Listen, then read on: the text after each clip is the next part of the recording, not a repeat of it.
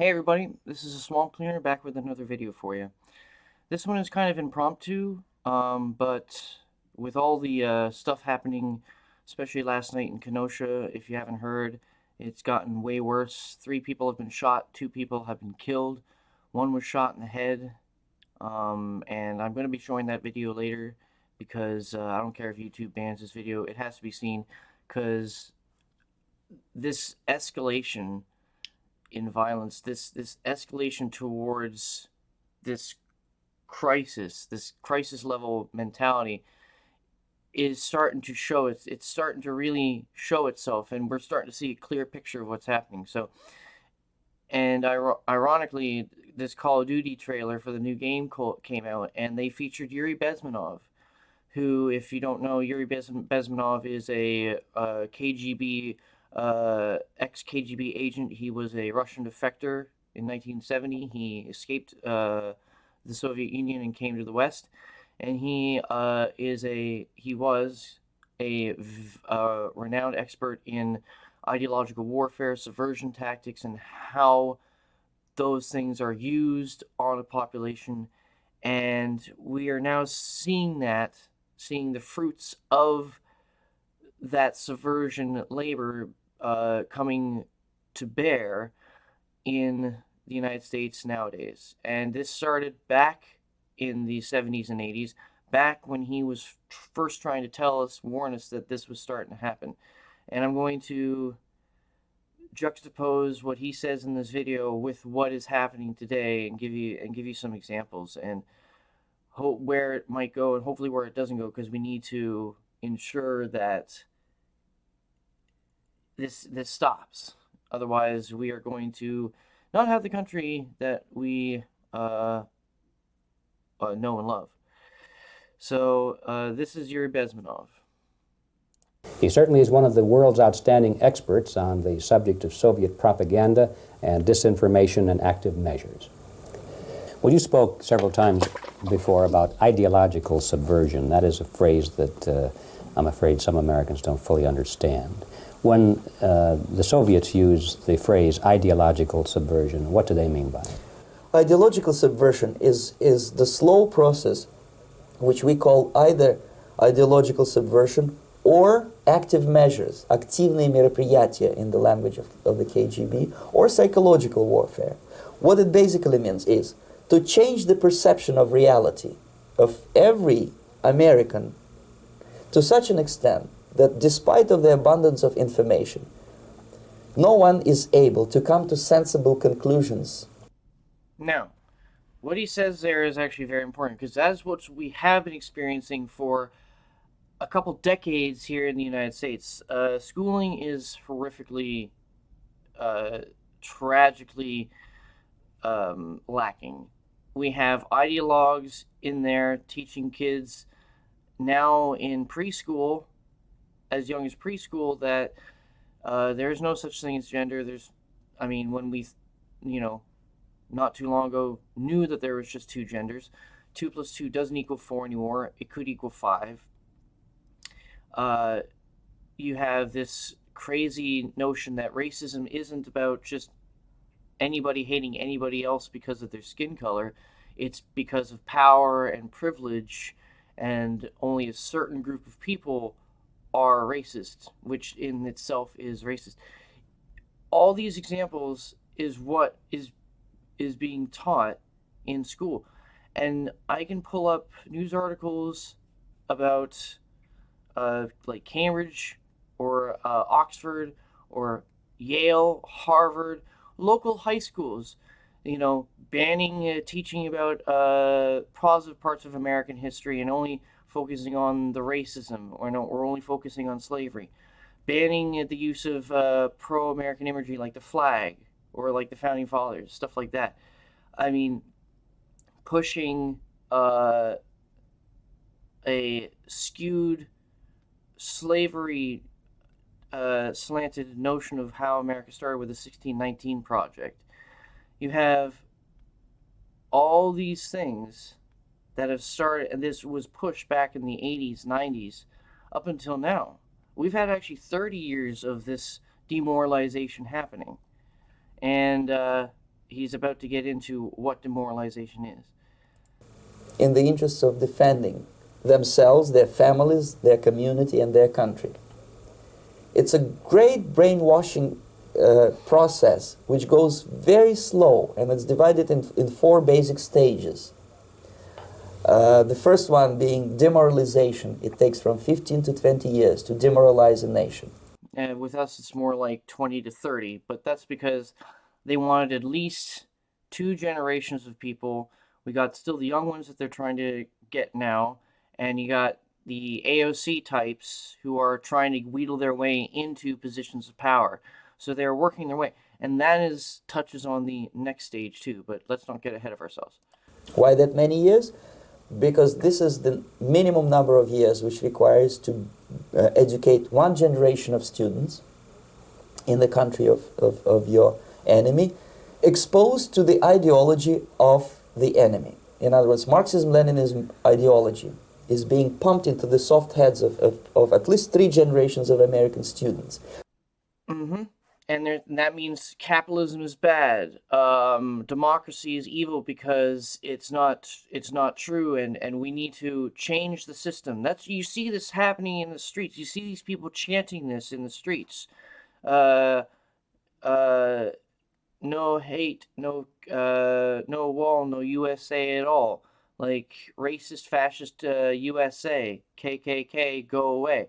All these things they say, these platitudes, these empty things which mean nothing, and that have just been programmed into them to spew off, and it's just this whole negative, twisted understanding of what American history is. Yes, American history isn't all sunshine and roses. Things happen. History happens. But you learn from it. You examine the past and you see where you are now, and you say, wow, look at all the progress we've made. Key word, the progress we've made. But these people want to use history as a cudgel and bash us over the head and make us be shameful for where we come from and make us not want to stand up and defend what we know is true. And they've done a very good job at it, because look at all these people chanting in the streets for things they have no idea. I don't take people seriously saying, oh, I know America was founded on racism and founded on slavery.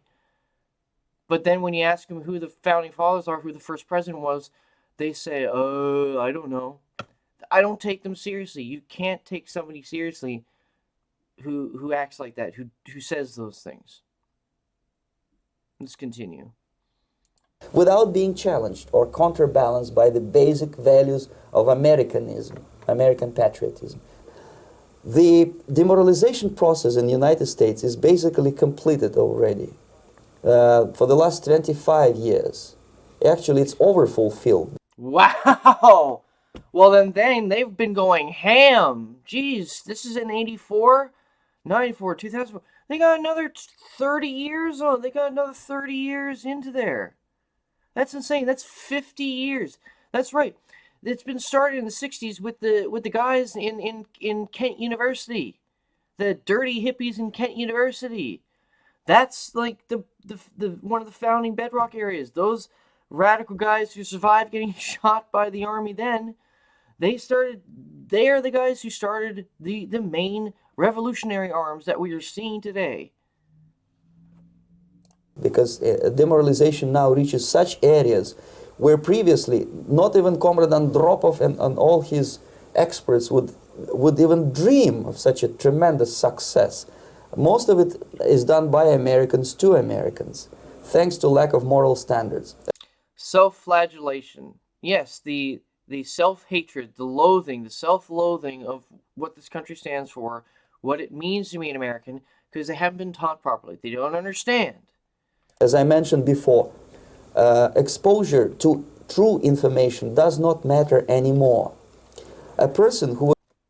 Wow, yes. So if you expose a rabid ideological zealot in the street and you give them calmly facts and you try to show them numbers and statistics, they just, their eyes glaze over, they raise their fist, chant Black Lives Matter, call you a racist, and keep chanting and marching down the street and that's at the very least. At the very most, at the worst, they'll physically attack you and try to kill you at this point. And we're getting closer to the second stage, which is destabilization and crisis, which we are seeing right now. Was demoralized, is unable to assess true information. The facts tell nothing to him. Even if I shower him with information, with authentic proof, with documents, with pictures, even if I take him by force to the Soviet Union and show him concentration camp, he will refuse to believe it until he is going to receive a kick in his fat bottom. When a military boot crashes his balls, then he will understand, but not before that. That's the tragic of the situation of demoralization. The next stage is destabilization. This time, subverter does not care about your ideas and the patterns of your consumption. Whether you eat junk food and get fat and flabby, doesn't matter anymore. This time, and it takes only from 2 to 5 years to destabilize a nation, what matters is essentials: economy, foreign relations, defense systems. Now, this is very important. 2 to 5 years to destabilize. We've had the Trump presidency for about 4 years now, and these people have been screaming the loudest since 2015 about racism, xenophobia. We need open borders. The American economy is capitalistic and it's horrible. We need to give all the workers ownership of all the factories and all the jobs. We need free healthcare, free education, and they've been pushing this, and they've been juxtaposing Donald Trump as being the anti of all of that, and they are attacking and relentlessly and lobbying the and I'm saying attack figuratively, but they're figuratively attacking and lobbying the Democrats or any politician they can get their hands on to get these things pushed, to start hammering away at the pillars, the underpinnings of what makes America great. A strong, not laissez-faire, but open market capitalist economy. You have freedom of speech. You have a strong constitution. You have the right to bear arms. And they're trying to attack all these things. We need to take away the guns.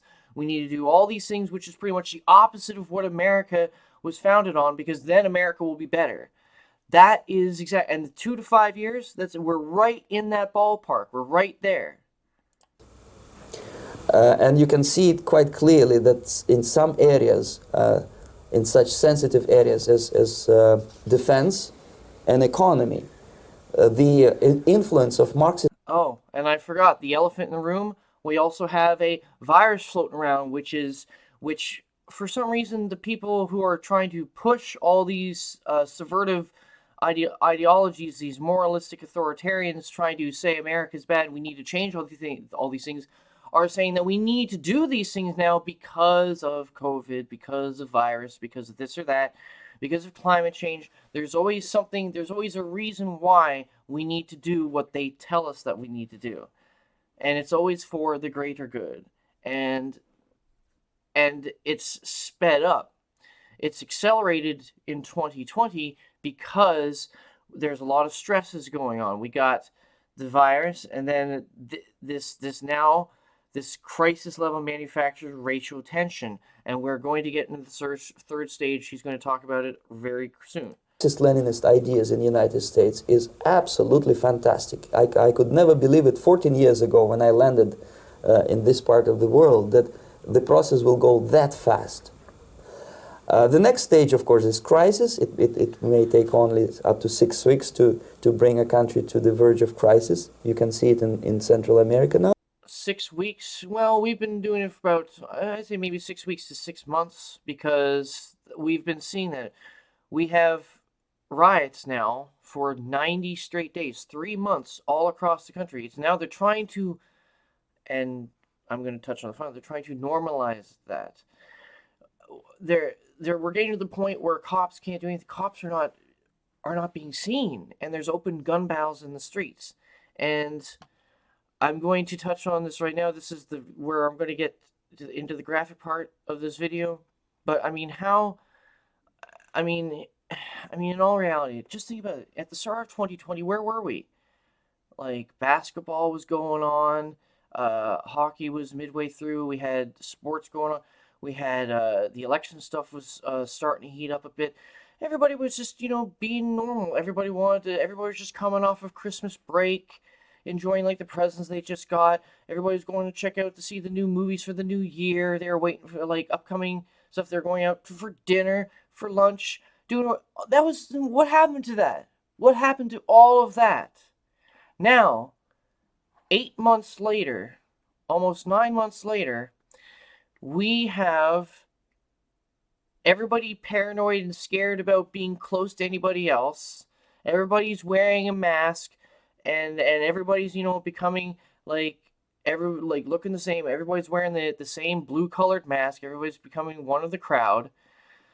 We've got we've got open battles in the streets with cops, tear gassing. We've got looting and burning of stores. We got burning of like apartment buildings now. We've got roving bands of people walking into residential areas demanding people give up their homes, give up their livelihoods because of imaginary racism, like this perceived racism that they're just they're oozing out of their bodies because they're a different color. We have police not responding, and we have people getting shot and killed, and it's becoming normalized. So I don't care if YouTube does ban this, but this is a video of the one of the unfortunate people who was killed last night in Kenosha, because people don't understand that this is not a game. This is reality. This is what happens when you don't listen to somebody who says, "Hey, don't do that. You're going to get shot. I'm going to shoot you. Stop it. And don't come at me. Don't run at me. I'm going to shoot you." Anyway, here. Oh, Jesus Christ. And if you can see, the guy who had the firearm was being chased by some people. One person chucked a Molotov cocktail at him. It didn't blow up, but he was chased through these cars here, and somebody was right behind him. He turns and fires, pretty much point blank. He turns and fires and hits the guy right in the head. But I'm gonna... Get a light on it! Get a light! Get a fucking light! Put pressure on it! Put fucking pressure on it! Where, dude?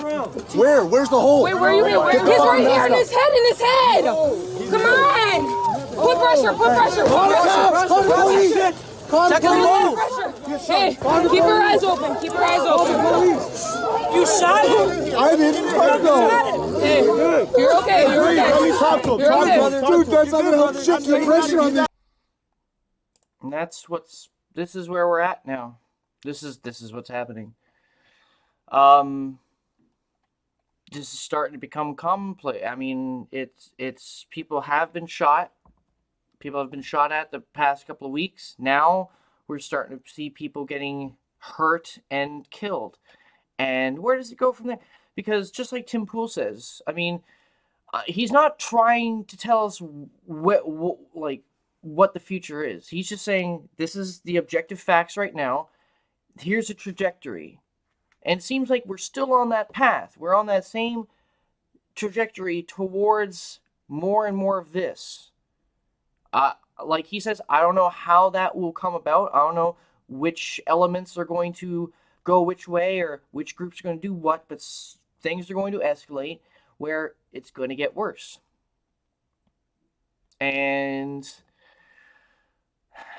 who you have to say what, and the next thing to say is, well, there's people who are condemning this, and then there's people who are ignoring it or omitting certain elements and trying to say it's peaceful. There's gaslighting going on. And who are the ones doing that? Democrats. You had Joe Biden the other day, just hours after the shooting of Jacob Blake, condemned the police officers and their actions without any information coming out. And then the second video shows that he was actually beating up on the officers, he was assaulting them, and he might have actually had a knife in his hand. He was trying to go around into his car and reach in there. What for? I don't know. But as soon as your hands disappear and a cop has his gun trained on you, it's game over. I mean, yes, sometimes cops do things unconstitutionally, and we've seen a lot of that recently. A lot of that. Cops, like, going through following with unconstitutional decrees to shut down people's businesses or arrest them unfairly, and those cops need to be held accountable. But when cops are under the pressure like that, that was justified. When it's game over when your hands disappear and the cops have their guns drawn. You should be complying. Sometimes they arrest people unjustly, and yes, right then and there, they're violating the Constitution. They're violating your rights. It sucks, and yes, I myself would want to scream at the top of my lungs saying, "You are violating my rights, how dare you!" But you have to be civilized, because we live in a civilized society. You have to take their asses to court, sue them, and get a nice big pile of cash or something from them, and that's the justice. It's not eye for an eye. It's not, oh, the cops arrested me, so I'm gonna go, now I get to punch him in the face as like my award for winning my trial or something like that. No. You get compensated monetarily. But a lot of people now, they have this animalistic mentality. They just want instant gratification. They want everything given to them. And if they don't get exactly what they want when they want it, it's not good enough. And that leads to things like this. And unfortunately, like Yuri says, the fourth stage is normalization. Crisis brings about this quick change, and then that change becomes normalized. Are we supposed to have violence in the streets for a long time? Well, I mean, I don't know. Let's just listen to what Yuri has to say about normalization, but we have to do something to stop this. And after crisis, with a violent change of power, structure, and economy, you have so-called the period of normalization. It may last indefinitely. Normalization is a cynical expression borrowed from Soviet propaganda. When the Soviet tanks moved into Czechoslovakia in '68, Comrade Brezhnev said, "Now the situation in brotherly Czechoslovakia is normalized." This is what will happen in the United States if you allow all these schmucks to bring the country to crisis, to promise people all kind of goodies and the paradise on earth, to destabilize your economy, to eliminate the principle of free market competition. And that it has been allowed to occur. There's people in Congress that should have stood up, said, no, we need to act now.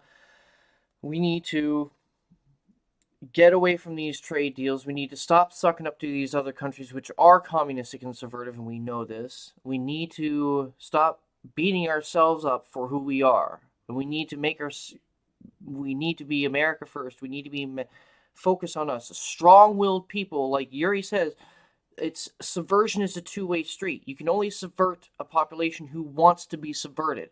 And we have been primed to do that. We have been primed to be allowed to be subverted because we have been conditioned to consider our society horrible.